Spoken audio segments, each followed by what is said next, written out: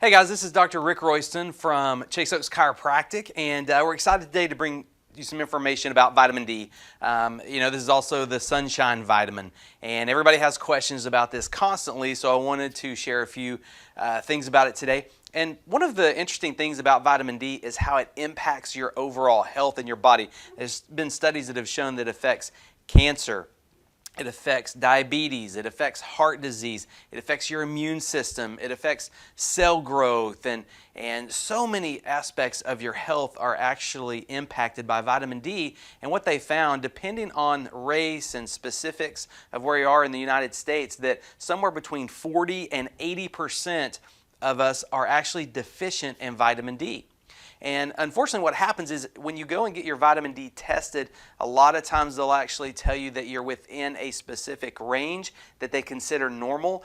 But when you start looking at a lot of these studies, your vitamin D levels need to be a lot higher. Now there is a specific range for that. Talk to your doctor about it. But there's been one study that showed that you could decrease colorectal and breast cancer deaths by 86% if you had the right vitamin D levels. There's actually been studies that have shown that people who have certain vitamin D levels don't get the flu. It's been shown that it actually affects a very specific respiratory illness going around.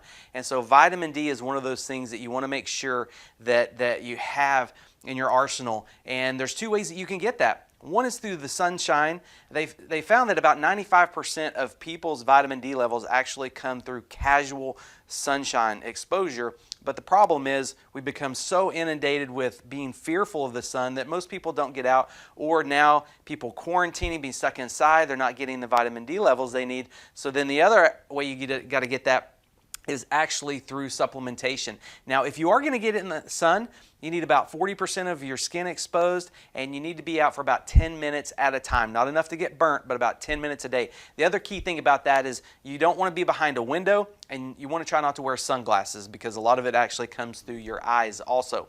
Now, supplementation. This is interesting because there's two types. There's vitamin D2 and there's vitamin D3. Vitamin D2 actually comes from plant-based, vitamin D3 is animal-based, and they actually found that your body absorbs and utilizes D3 better. So a lot of times people get prescriptions for vitamin D2, but your body will utilize D3 better.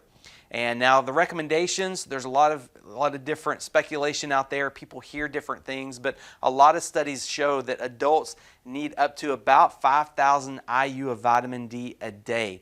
Now that is dependent on how much sun exposure you're getting also, but there's two ways to get it. Get out in the sun or take the supplement. And most of us now, we found that supplementation is really the best way to get that into your system. So guys, if you've got any questions, please contact us. We love to hear from you. You can text, email, call us, but maximize your time, maximize your effort, and maximize your health.